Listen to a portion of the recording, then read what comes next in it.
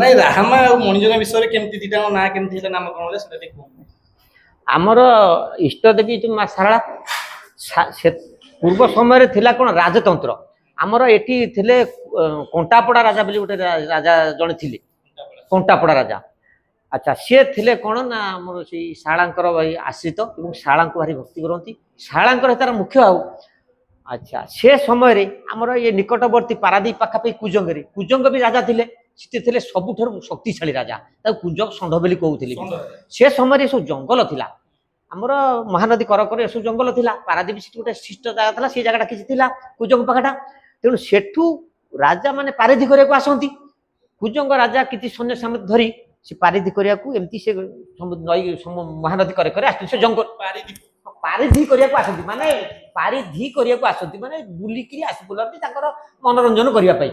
ସେ ସମୟ ଆସିବା ସମୟରେ ସେତିକି ବେଳେ ସନ୍ଧ୍ୟା ସମୟ କଣ୍ଟାପଡ଼ା ରାଜାଙ୍କର ସେମିତି ଘର ଥିଲା, ପାଦୁଭାଷୀ ରାଜା ଥିଲେ, କଂସାର କବାଟ ଥିଲା, ସେ କବାଟ ପଡ଼ିଲା। କବାଟ ସେ ରାଜାକୁ ଶୁଭିଲା, କୁଜଙ୍ଗ ରାଜା ଆସିଛନ୍ତି ଜାଣି ସେ ଏମିତି ଗୋଟେ ଶବ୍ଦ କଣ ହେଲା। ସେଠି ତାଙ୍କ ଭିତରୁ କେହି ଜଣେ କହିଲେ ଏଠି ଆଗରେ ନିକଟରେ ମାଙ୍କ ଶାଳାଙ୍କ ପାଖରେ ରାଜା କଣ୍ଟାପଡ଼ା ରାଜା ଅଛି, ତାଙ୍କର କଂସାର କବାଟ ଅଛି। କଂସାର କବାଟ ସିଏ ଜାଣିପାରିଲାନି ଏତେ ଗୋଟେ କୁଜଙ୍ଗ ରାଜା ହଉଛି, ତାକୁ ଅବମାନନା କରି ଗୋଟେ ଏତେ ବଡ଼ ଆବାଦ କଲା, ସେ ରହିବନି, ତାକୁ ଖବର ଦିଅ ସେ ଆଜି ଆସିବ। ଏହା କହି କିଛି ତା ପରଦିନ ତା ପିଆଦା ପଠେଇଦେଲେ, ଯେ କି ଯା କଣ୍ଟାପଡ଼ା ରାଜାକୁ କହିଦେବୁ ଏଇଆ କଥା। ସିଏ ଆସି କହିଲେ ଯେ କି ଆମ କୁଜଙ୍ଗ ରାଜା କହିଲେ ସେ ଆଜି ଆସିବେ, ଏମିତି କରିଛନ୍ତି ବୋଲି। ତେଣୁ ସେ ସବୁ ଭିତରେ କଲା କୁଜଙ୍ଗ ରାଜା ଆସିଲା ମାନେ ଆଉ କିଛି କରିବନି, ସେ ନିଶ୍ଚିତ ସବୁ ସର୍ବସ୍ୱ ନେଇକି ଯିବ। ତେଣୁ ଷଣ୍ଢ ତାକୁ କହୁଥିଲେ କୁଜଙ୍ଗ ଷଣ୍ଢ। ଆଉ ସିଏ ସବୁଠୁ ଇଏ ଧରେ ଜଗନ୍ନାଥ ଶାଳାଙ୍କର ଆଶ୍ରିତ, ଏଇ ଶାଳାଙ୍କ ପାଖରେ ଶରଣ ପଶିଲେ, ମା ତୁ ରକ୍ଷା କର, ସିଏ ଯେତେବେଳେ ଆସିବ ଆମେ ତାର କଣ କରିବୁ। ତେଣୁ ସିଏ ତାର ପାତ୍ରମତି ଯେହେତୁ ଆଗରୁ ପଠେଇଛନ୍ତି ଖବର, ସେ ରାଜା କାଳେ ତାର ସୈନ୍ୟ ସାମନ୍ତ ସଂଗ୍ରହ କରିଥିବେ, କଣ କରିଥିବେ, କେତେ ପରାକ୍ରମ। ତେଣୁ ସିଏ ତାଙ୍କର ସୈନ୍ୟ ସବୁଠୁ ଆସ୍ତେ ପଠେଇଛନ୍ତି। ଠିକ ଆମର କାଳିନାଗ ପାଖରେ ଗୋଟେ ଅଛି ମୁଣ୍ଡ କଟା ଗୋଟେ ବରଗଛ ଅଛି, ଗୋଟେ ବରଗଛ ଅଛି। ସେ ବରଗଛ ବିରାଟ ଝଙ୍କା ବରଗଛ, ଆଉ ତ କିଛି ନଥିଲା। ତେଣୁ ସେ ବରଗଛ ତଳେ କିଛି ସୈନ୍ୟମାନେ ଆସି ସେଠି ରହିଲେ। ରହିକିରି ତାଙ୍କର ପାତ୍ର ମନ୍ତ୍ରୀ ସମେତ ମିଶିକି ପୁରା ଶକ୍ତିଶାଳୀ ହେଇକିରି, ଏଇଟା ଆମର ହଉଛି କାଳିନାଗ ପାଖରେ ଗୋଟେ ଅଛି ମୁଣ୍ଡ କଟା ବରଗଛ ବୋଲି, ତା ନା ମୁଣ୍ଡ କଟା ବରଗଛ ସେଇ ଦୁଇଟା ହେଇଛି। ସେ ବରଗଛ ଉପରେ ସେମାନେ ରହିଲେ। ତା ପୂର୍ବରୁ ରାଜା ପଠେଇଦେଲେ, ରାଜା ତାଙ୍କର ଆସୁଛନ୍ତି। ସେଠୁ ସୈନ୍ୟମାନଙ୍କୁ ଆଗରୁ ପଡେ ଯା ସେ ଯେତିକି ରଖିଥିବ ଆମେ ଯିବୁ ତା ଖାଲି ଆଣିକି ଆସିବୁ ଆଉ।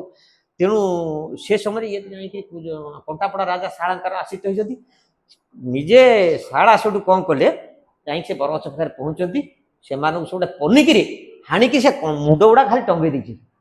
ମା ଶାଳା ନିଜେ ମୁଣ୍ଡ ଗୁଡାକ ସେ ବରଗଛରେ ଟଙ୍ଗେଇ ଦେଇଛନ୍ତି। ଟଙ୍ଗେଇ ଦେଲା ପରେ କୋଉଠି ଗୁଡା ପଡି ଛଟ ଛଟ ହଉଛି। କିଛି ଲୋକ ଭାରି ସୈନ୍ୟମାନେ ପଳେଇଛନ୍ତି, ସମସ୍ତଙ୍କୁ କଣ କାଟି ପାରିଛି, ଡରି ପଳେଇଛନ୍ତି। ଯାଇକିରି ରାଜା ଆଗରେ କହୁଛନ୍ତି କଣ ଆମେ ଏତେ ଲୋକ ଯାଇଥିଲୁ, ଗୋଟିଏ ସ୍ତ୍ରୀ ଲୋକ ଆସି ସବୁ ପନିକିରେ କାଟି ଟଙ୍ଗେଇ ଦେଇଛି ମୁଣ୍ଡ। ସ୍ତ୍ରୀ ଲୋକଟା ଆସି କାଟି ପକେଇ ଦେଇ ଯାଉଛି, କଣ ସେ କଥା ହବ। ୟା କହିକି ଚାଲୁଛି, ସେ ତଥାପି ସେ କଥା ନ ମାନିକିରି ସେ ସବୁଠୁ ଫେରେ ସେ ରାଜା ବି ଅହଂ ରାଜା, ଆଉ ରାଜା ସେମିତି ଅହଂ ରାଜା, ସୈନ୍ୟ ଅଛି ମୁଁ ଯିବି ଆସୁଛନ୍ତି।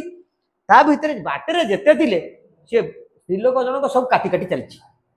ଇଏ କାଟି କାଟି ଚାଲିବା ଭିତରେ ଯୋଉଟା ଆମେ ଏବେ କହୁଛୁ ମଣିଜଙ୍ଗା, ସେ ଜଙ୍ଗଲ ଥିଲା, କାରଣ ଜଙ୍ଗଲ ଭିତରେ ଚାଲିଛନ୍ତି।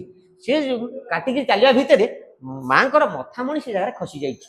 ସେ ବାଲିକା, ସେ ସବୁ ବାଲିକା ଥିଲା, ସେ ସବୁ ତା ଦେହରେ ପଡିଯାଇଛି।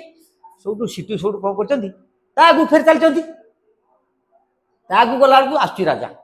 ଲୋକ ଯାଇ କହିଲେ, ସୈନ୍ୟ ଯାଇ କହିଲେ ଯେ କି ସେ ଆଉ କିଛି ରଖିଲେ, ସବୁ କାଟିଦେଲେ, ସେ ଆସିବ, ରାଜା ଆପଣଙ୍କୁ ବି କାଟି ଦେଇଯିବ କଣ। ତେଣୁ ରାଜା ନିଜେ ହାତୀରୁ ଓହ୍ଲେଇ, ଯୋଉଠି ରାହାମା ଆମେ କହୁଛେ, ହାତୀରୁ ଓହ୍ଲେଇ ସେ ଜାଗାରେ ମାଙ୍କ ପାଦ ତଳେ ପଡିଛି। ରହ ମା ତୁ ଏଠି ରହ, ଆଉ ସାଡକୁ ଯା ନା, ରହ ମା, ଏହା କହି ତା ପାଦ ତଳେ ପଡିଛି। ମା ସେଇଠି ତାପରେ ତୃପ୍ତି ହେଇଛନ୍ତି। ତୁ ବାଟରେ ଯା, ମୁଁ ବାଟରେ ଅଛି। ସେଠୁ ମା ଆସିଲା ପରେ ଏଠି ସେଇ ରାଜାକୁ ସ୍ୱପ୍ନଘାତ କଲେ ଯେ କି ମୋର ମଥା ମଣି ପଡିଛି ଅମକ ଜାଗାରେ, ଅମକ ଜଙ୍ଗଲରେ ପଡିଛି। ସେ ଜାଗାରେ ଖୋଜି ଖୋଜି ଆସିଲା ବେଳକୁ ସେଠି ମଥା ମଣି ପାଇଲେ। ଯଦି ମଥା ମଣି ପାଇଲେ ତା ନା ହେଲା, ଯୋଉ ଜଙ୍ଗଲରୁ ପାଇଲେ ମଣିଟାକୁ, ମଥାରେ ଯୋଉଟା ଥାଏ ସେ ମଣିଟା, ସେ ମଣିଟା ଯୋଉଠୁ ପାଇଲେ ତା ନା ଦେଲେ ମଣିଜଙ୍ଗା। ଯୋଉ ଜଙ୍ଗଲରୁ ପାଇଲେ